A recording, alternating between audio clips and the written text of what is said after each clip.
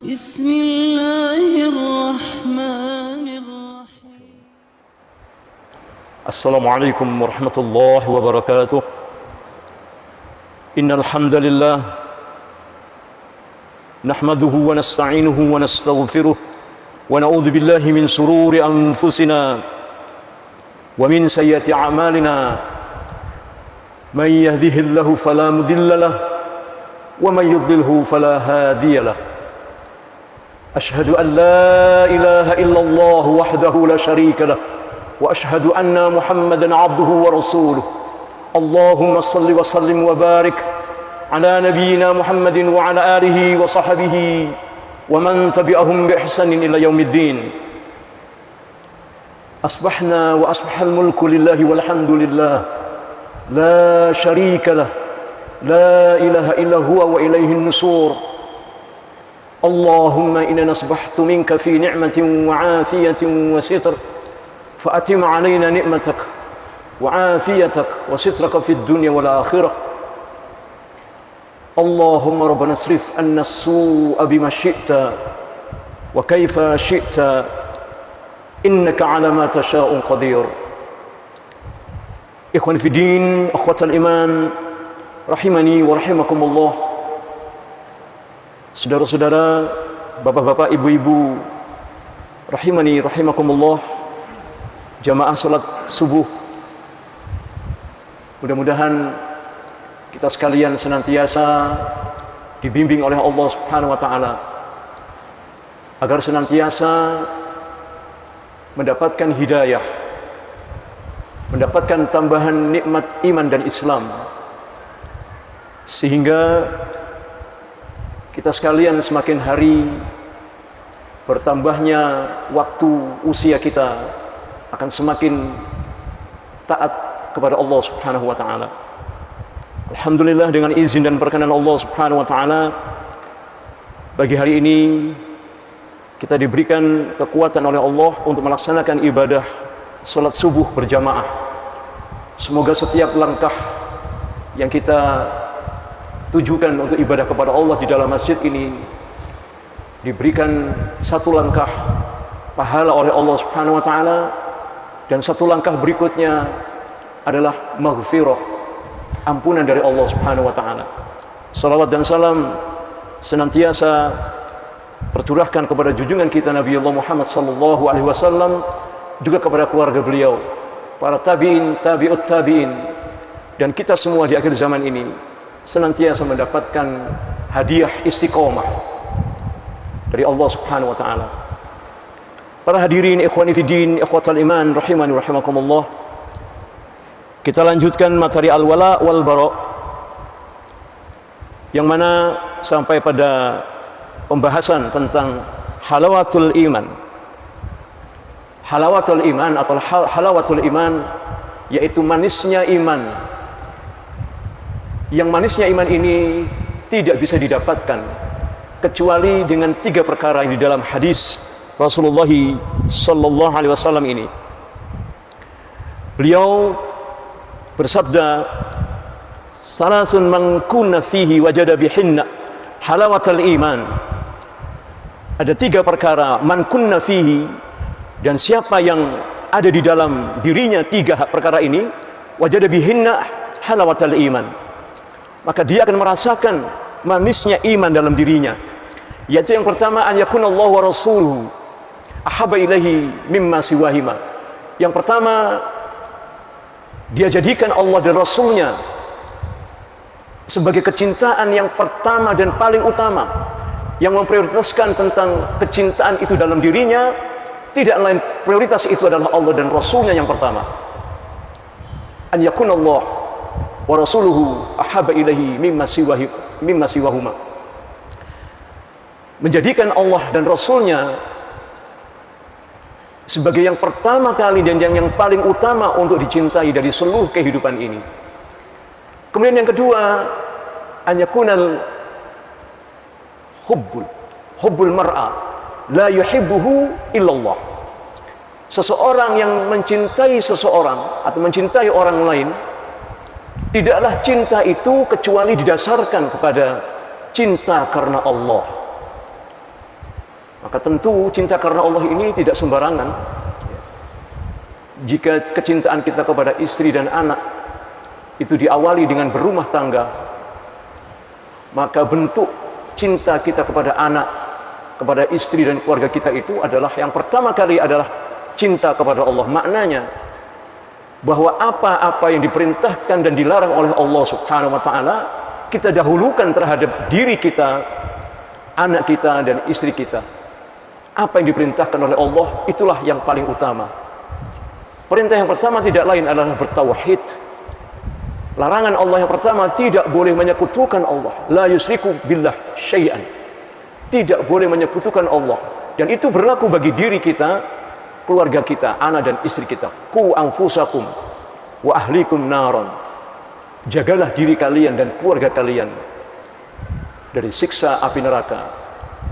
Maka ikhwan fillah akhwatal iman rahimani rahimakumullah, kecintaan kita kepada diri, kepada anak, kepada istri harus diletakkan sesuai dengan apa yang telah diperintahkan oleh Allah dan apa yang dilarang oleh Allah, yang merupakan itulah kecintaan kita yang pertama dan prioritas dalam hidup ini. Maka segala prioritas yang diprioritaskan oleh Allah Subhanahu wa taala di dalam diri kita dan rumah tangga, itulah yang harus dijalankan yang pertama kali di dalam kehidupan ini.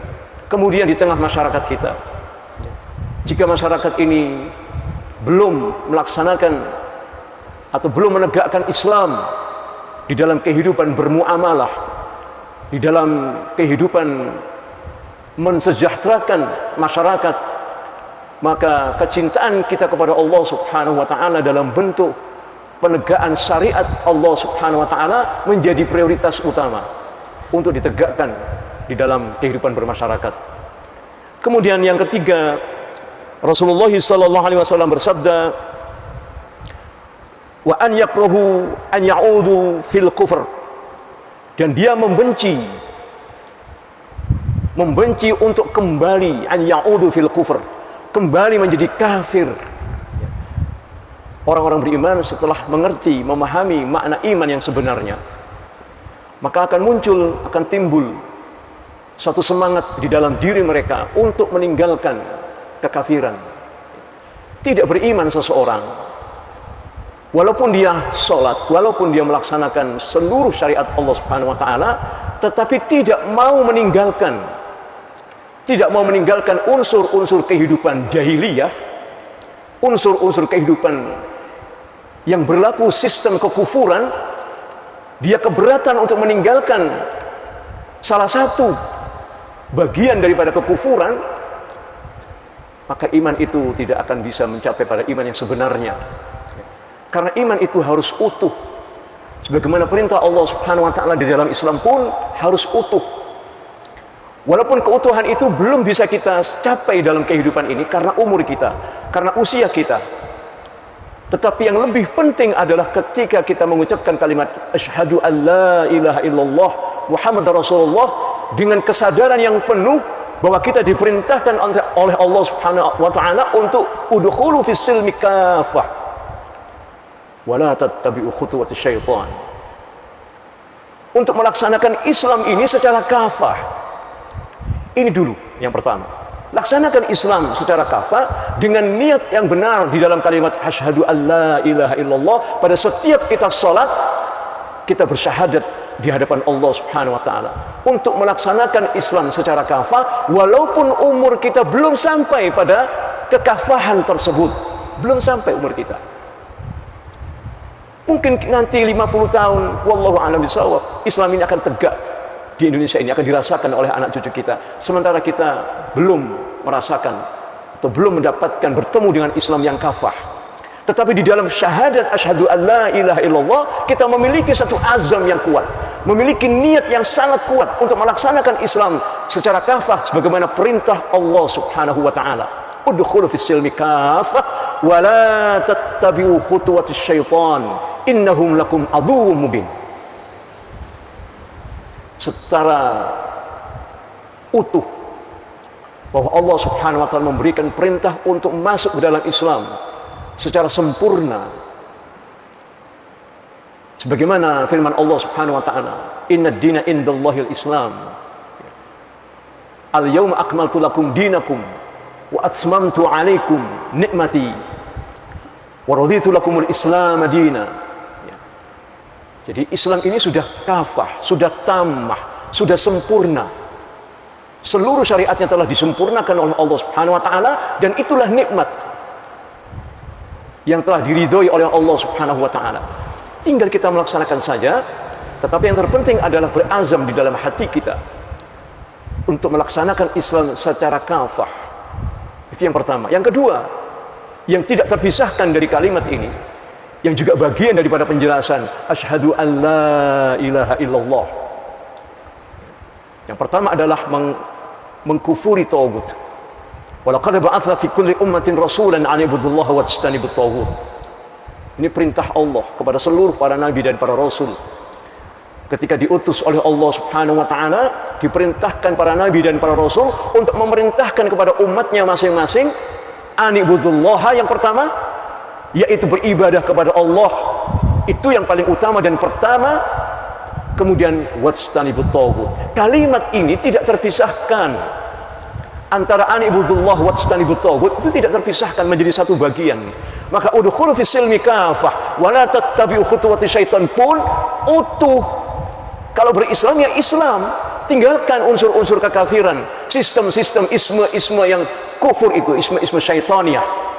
Begitu para ulama menyebutkan. Selain isme Islam tidak ada kecuali isme syaitan. Tidak ada. Maka ikhwan fillah ukhwatul iman rahiman rahimakumullah, di dalam hadis tentang halawatul iman, Rasulullah sallallahu alaihi wasallam bersabda, an yakrahu an ya'udhu fil kufr. Dia membenci untuk kembali kepada kekafiran karena dia tahu benar bagaimana rasanya Islam, hidup di dalam Islam. Orang beriman sangat apresiatif, sangat merasakan sekali tentang bagaimana hidup di dalam Islam itu dibandingkan kehidupan di luar Islam. Itulah apresiasi orang-orang beriman terhadap Allah Subhanahu wa taala. Dia tidak akan mau meninggalkan Islamnya, dan dia tidak akan mau untuk mengikuti sistem kekufuran walaupun sedikit saja. Tidak mau dia tinggalkan secara totalitas. Maka al-wala ini harus total, dan al-bara' pun harus total. Loyalitas kepada Islam, Allah dan Rasulnya harus total, dan berbarok, memusuhi, membenci, menghindarkan diri, tidak ikut-ikut pun harus total. Jangan sebagaimana orang-orang demokrasi yang syirik ini. Wah, ini kan bisa kita jadikan kendaraan politik untuk memenangkan Islam. Mana buktinya hari ini? Sudah berapa puluh tahun demokrasi ditegakkan. Kalaupun menang misalkan dengan suara terbanyak, pasti diperangi. Karena memilih untuk berislam dengan cara demokrasi, yaitu suara mayoritas. Sudah terbukti kemarin. Tidak usah jauh-jauh kita bicara tentang negara-negara yang lain. Misalkan Aljazair pernah menang, tapi langsung ditumpas oleh militer Aljazair. Mesir pun demikian, ditumpas oleh militer. Kenapa? Karena mereka walan tardo, mereka tidak akan ridho kalau Islam menjadi sebuah sistem yang tegak dalam kehidupan ini. Karena mereka merasa bahwa demokrasi ini milik mereka. Demokrasi ini adalah filsafat di dalam rangka untuk menegakkan kehidupan manusia menurut cara pandang mereka. Sehingga cara pandang mereka pun sudah tertuju, terfokus pada kehidupan demokrasi ini. Sehingga tidak boleh ada sistem lain selain sistem demokrasi yang harus dijalankan, kecuali demokrasi itu sendiri. Maka ketika Islam datang, mereka segera untuk menghambat, merintangi kehidupan kaum muslimin dengan Islam yang kafah. Tetapi ikhwan fillah ukhwatul iman, sekali lagi, di dalam hati kita, di dalam diri kita harus memiliki azam yang kuat dengan syahadat yang kita pegang di dalam kehidupan ini, di dalam syahadat yang kita yakini ini, bahwa kita berislam dengan syahadat yang kita ucapkan adalah bentuk daripada realisasi kita di dalam kehidupan ini untuk berislam secara kafah dan tidak mengikuti syaitan, tidak mengikuti sistem-sistem syaitoniah. Apakah itu demokrasi, apakah itu Pancasila, apakah dan nasionalisme dan sebagainya dan sebagainya. Karena itu semua adalah sistem syaitoniah yang tidak boleh mengatur kehidupan kita kecuali Islam saja. Maka ikhwan fillah khatal iman rahimani rahimakumullah, kita lanjutkan pembicaraan kita tentang al-wala wal bara. Maka di dalam hadis yang lain yang diriwayatkan oleh Abu Hurairah radhiyallahu anhu, beliau mengatakan bahwa Rasulullah sallallahu alaihi wasallam bersabda, "Innallaha qad ahaba ankum ubayatal jahiliyah wa fakhraha bil aba." Rasulullah bersabda yang diriwayatkan oleh Abu Hurairah, "Innallaha qad adhaba ankum ubayatal jahiliyah." Sungguh Allah telah melepaskan kalian, membebaskan kalian dari ubayatal jahiliyah, dari kebanggaan jahiliyah, kebanggaan nasionalisme, kebanggaan suku bangsa, kebanggaan kelompok, kebanggaan partai, kebanggaan apa saja. Allah Subhanahu wa taala adhaba ankum ubayatal jahiliyah. Allah telah melepaskan, memerdekakan kalian, kata Allah, dari kebanggaan jahiliyah.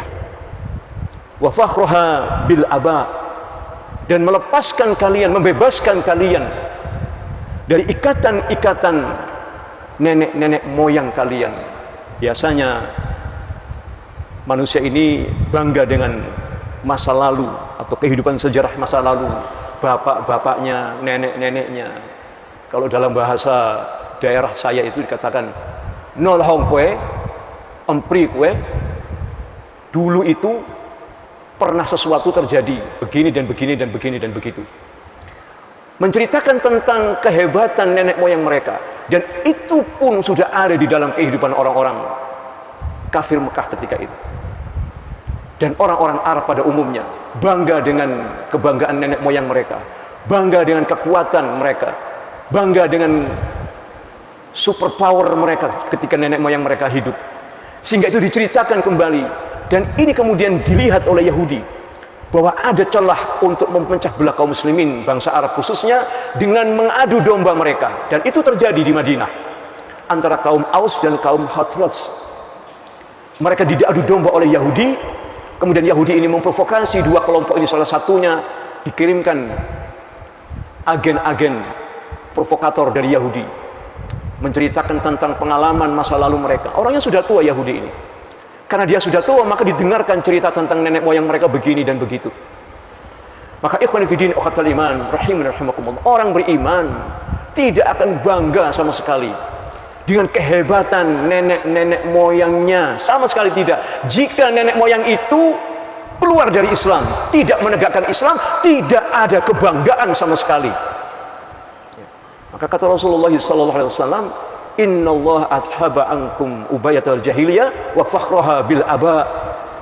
Sesungguhnya Allah telah melepaskan kalian dari kebanggaan jahiliyah dan memerdekakan kalian dari kebanggaan nenek moyang kalian. Kenapa? Karena kebebasan nenek moyang, kebanggaan kepada nenek moyang itu yang tidak berdasarkan Islam dapat menyesatkan akidah umat Islam. Kemudian Rasulullah SAW bersabda, "Mu'minun taqiyun au fajirun syaqiyun." Kalian akan menjadi mukmin yang sejati, mukmin yang sebenarnya, ya, yang tidak bangga dengan kebanggaan jahiliyah, tidak membesar-besarkan apa yang dilakukan oleh nenek moyang yang syirik itu, ya. Atau Anda menjadi mujrimun syaqiyun, orang-orang yang penuh dengan kebanggaan jahiliyah, syaqiyun, yang sangat kuat memegang budaya nenek moyang mereka. Apakah menjadi mukmin yang betul-betul syikoh terhadap Islam, atau menjadi orang-orang yang suka bangga dengan kebanggaan jahiliyah itu? Maka ini pilihan, kata Rasulullah SAW, mu'minun taqiyun au fajirun syaqiyun, menjadi mukmin yang sejati atau menjadi orang-orang yang hanya bangga dengan kebanggaan jahiliyah. Antum banu Adam, kalian adalah anak cucu Adam, wa Adamu min turab, dan Adam itu dari tanah. Jadi tidak ada kebanggaan sama sekali, kecuali manusia itu adalah anak cucunya Adam, dan Adam itu diingatkan oleh Rasulullah dari tanah. Lalu kebanggaan apa yang kita miliki dengan kebanggaan nenek moyang, kebanggaan jahiliyah, sementara kita kembali menjadi tanah? Apa yang kita banggakan? Apa yang bisa menyelamatkan kita di hadapan Allah Subhanahu wa taala kemudian? Kalau kemudian hidup ini katakanlah hanya sekian tahun misalkan. Jadi kalau kita ini ada semacam tolok ukur, ukurannya kematian itu di tengah. Ya. Apa yang menyebabkan kita ini akan selamat setelah kematian? Ya. Mati ke sana itu adalah bertemu dengan akhirat. Apa yang bermanfaat dari mati ke sana ini? Dari mati menuju akhirat ini apa yang bermanfaat? Kemudian mati ke sini sebelum kematian ini apa yang kira-kira bermanfaat? Oh, macam-macam. Ya. Dunia ini kalau menurut manusia tanpa tuntunan agama yang bermanfaat dari kematian atau sebelum kematian di dunia ini semua dianggap bermanfaat oleh manusia. Jabatan, uang, tahta, harta, anak, istri, semuanya bisa bermanfaat. Tetapi mati ke sana, mati menuju kepada akhirat, apa yang bermanfaat kira-kira? Kalau di dunia ini yang bermanfaat itu banyak sekali. Banyak sekali. Tetapi yang bisa menyelamatkan dari kematian setelah datangnya kematian menuju kepada kehidupan akhirat tidak ada lain. Dunia ini hanya dipakai oleh Allah hanya dipakai oleh manusia oleh Allah Subhanahu wa taala, digunakan untuk sebagai bekal. Wabtaghi fima ataqallahu darul akhirah. Dunia ini hanya bekal. Apa saja dunia ini? Tentu dunia yang baik, dunia yang mendapatkan keselamatan. Nah, dunia yang mendapatkan keselamatan itu dunia yang seperti apa? Para hadirin sekalian. Tidak lain dunia fil Islam. Dunia yang diatur di dalam Islam. Selain di dalam Islam, dunia itu tidak akan selamat. Ad-dunya mal'unatun wa mal'unun ma fiha illa makana li dzikrillah. Itulah pesan Rasulullah SAW. Ad-dunya mal'un. Dunia itu sudah dilaknat oleh Allah, kata Rasulullah. Semuanya dunia ini dilaknat. Bahkan dunia ini, kata Rasulullah, tidak berharga. Lebih berharga daripada sayap seekor nyamuk. Tidak ada harganya dunia ini, kecuali harganya hanya seekor sayap seekor nyamuk saja. Subhanallah, tidak ada harganya. Maka kata Rasulullah, ad-dunya mal'un wa mal'unun ma fiha. Dunia ini sudah dilaknat oleh Allah Subhanahu wa taala dan terlaknat semua yang ada di dalam keduniaan ini yang dianggap bermanfaat oleh manusia itulah dilaknat oleh Allah. Illa makana li dzikrillah, kecuali dunia, makan, tempat-tempat di seluruh dunia ini yang ditegakkan az-zikr, bi dzikrillah. Dunia yang digunakan untuk berzikir kepada Allah Subhanahu wa taala. Dan zikir yang paling tinggi adalah zikir bil qalb, bil lisan, bil arkan, dengan jasad. Jadi inilah rangkuman zikir yang sebenarnya, bukan hanya dengan lisan. Sementara hatinya kemana-mana tidak jelas. Selesai berzikir dengan lisan, keluar ikut demokrasi, ikut ini, isma ini dan sebagainya. Untuk apa zikirnya itu? Di mana hatinya ketika berzikir? Padahal berzikir yang paling menurut para ulama ahlus subur, zikir yang paling afdol itu adalah fi ma'arakah. Zikir yang paling afdol itu adalah di dalam medan pertempuran. Karena ketika itu betul-betul berhadapan antara mati dan hidup. Saat itulah para mujahidin benar-benar merasakan bagaimana berzikir kepada Allah Subhanahu wa taala. Dengan lisannya, dengan hatinya yang khusyuk untuk berjihad fi sabilillah. Kemudian dengan tangannya dia memanggul senjata di pundaknya. Itulah zikir yang paling sumuliyah, zikir yang paling sempurna, yaitu di ma'arakah, di medan pertempuran. Itulah zikir yang paling mulia. Ikhwan fillah, ikhwatul iman, kalau kita berzikir di masjid ya enak saja, nyaman. Apalagi setelah zikir dapat minum, dapat makan. Subhanallah, enak memang. Tapi nikmatnya tidak bisa mengalahkan nikmatnya berzikirnya para mujahidin. Mereka berzikir di tempat ribat. Ribat itu perbatasan antara kaum muslimin yang berperang, mujahidin, dengan orang-orang kafir. Tempat ribat. Rasulullah mengatakan bahwa sholat di tempat ribat itu sama dengan 1000 kali sholat di tempat yang aman. Satu rakaat dihitung 1000 rakaat. Bayangkan, sholat di tempat ribat, perbatasan antara mujahidin dengan orang-orang kafir, perbatasan. Sholat di perbatasan inilah sholat yang mendapatkan keberkahan 1000 kali lipat, kata Rasulullah SAW. Maka zikir ini menjadi sebuah satu kesatuan.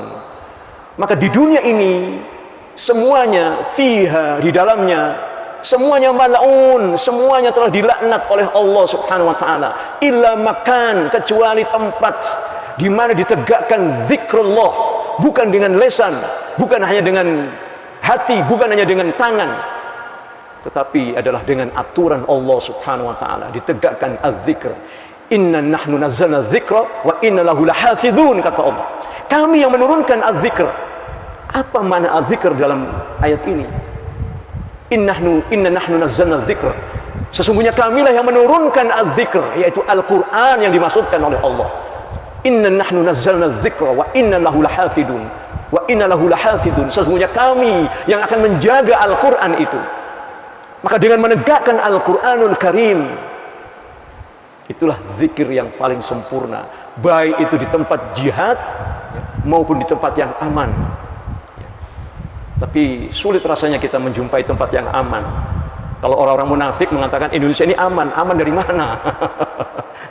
Aman menurut orang munafik, ya. Orang munafik mengatakan ini aman Indonesia ini. Bahkan mengatakan ini bukan negara kafir, ini ulil amri katanya. Astagfirullahaladzim. Ya coba kalian bengor-bengor tegakkan syariat Islam dan laksanakan ucapan kalian itu. Tegakkan syariat Islam, tegakkan hudud, tegakkan hukum qisas. Kalian akan ditangkap, itu pasti. Jadi di mana tempat yang aman para jamaah sekalian? Hampir tidak ada satu jengkal pun di dunia ini hari ini untuk aman ditegakkan az-zikrullah, ditegakkan Al-Qur'anul Karim secara kafah, tidak setengah-setengah. Kalau setengah-setengah ya bahaya. Ya.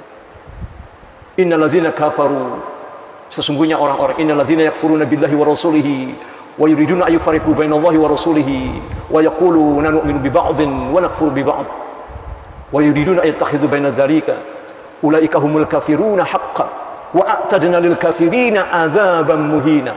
Silakan baca di dalam surat An-Nisa 150 dan 151. Sesungguhnya innalladzina yakfuruna billahi wa rasulihi, sesungguhnya orang-orang yang kafir kepada Allah dan Rasulnya itu adalah orang-orang yang ingin memisah-misahkan, memilah-milah, dipilih dan dipilah.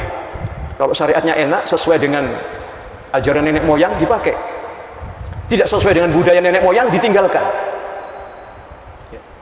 Dan mereka menjadikan ajaran nenek moyang itu sebagai jalan tengah. Yang menurut orang-orang munafik, falsafah yang mereka anut ini adalah bentuk kompromi, jalan tengah. Apakah itu demokrasi, apakah nasionalisme dan sebagainya, dianggap ini adalah sebuah jalan tengah. Wa yuriduna ayattakhidhu baina dzalika. Mereka menganggap ini adalah jalan kompromi. Maka Allah katakan ulaika humul kafiruna haqqan. Itulah kekafiran yang sesungguhnya, memisah-misahkan agama Allah, memilih dan memilah syariat Allah, kemudian dijadikan kebanggaan nasionalisme, kebanggaan jahiliyah, kebanggaan terhadap nenek moyang, budaya nenek moyang sebagai bentuk kompromi untuk melaksanakan hidup mereka. Ulaika humul kafirun haqqan. Itulah kafir yang sesungguhnya.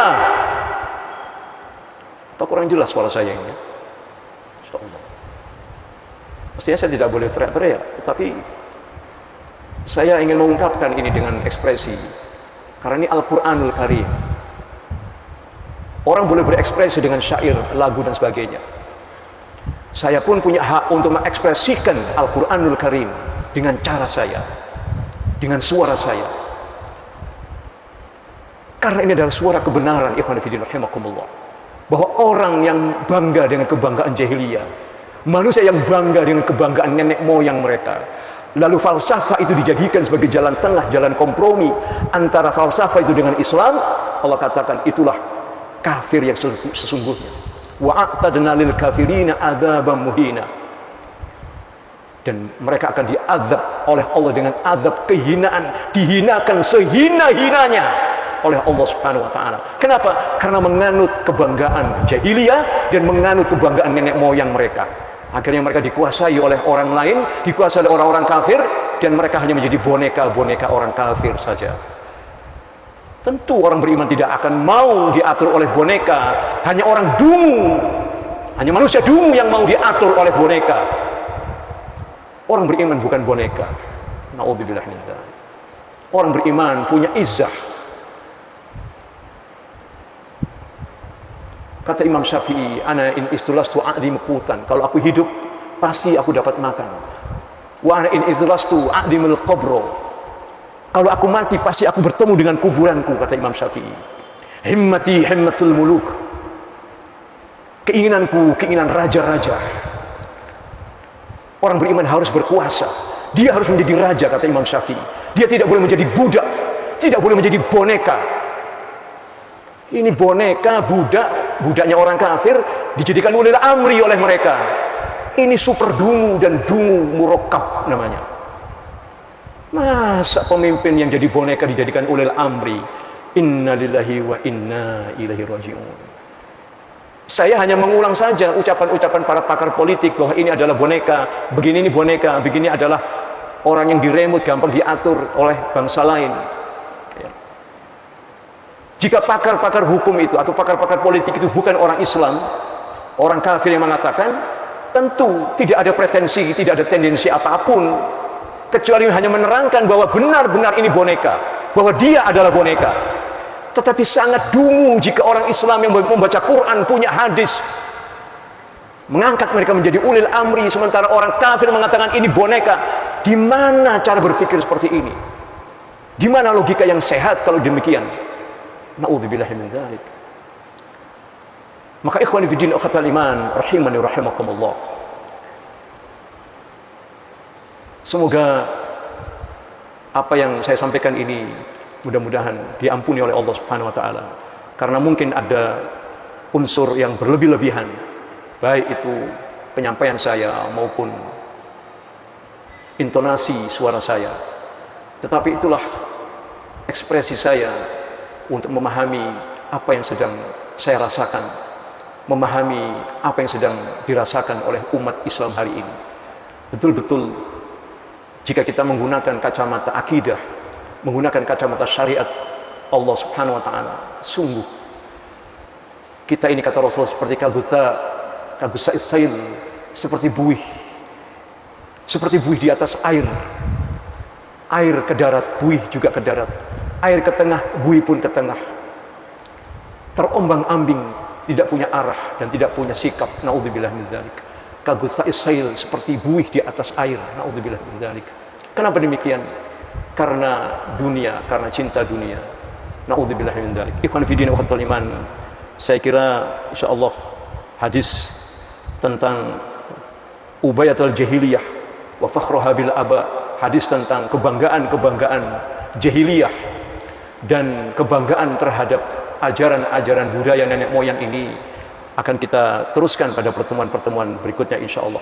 Mudah-mudahan dengan izin Allah Subhanahu wa taala kita senantiasa mendapatkan perlindungan, mendapatkan kekuatan dan mendapatkan ridho Allah Subhanahu wa taala sehingga kita dapat sampai pada puncak yang dipanggil oleh Allah Subhanahu wa taala, ya ayyatuhan nafsul mutmainnah, wahai orang-orang yang tenang, orang-orang yang sudah tenang, yang telah ditambahkan imannya oleh Allah Subhanahu wa taala, irji'i ila rabbiki radiyatan mardiyah.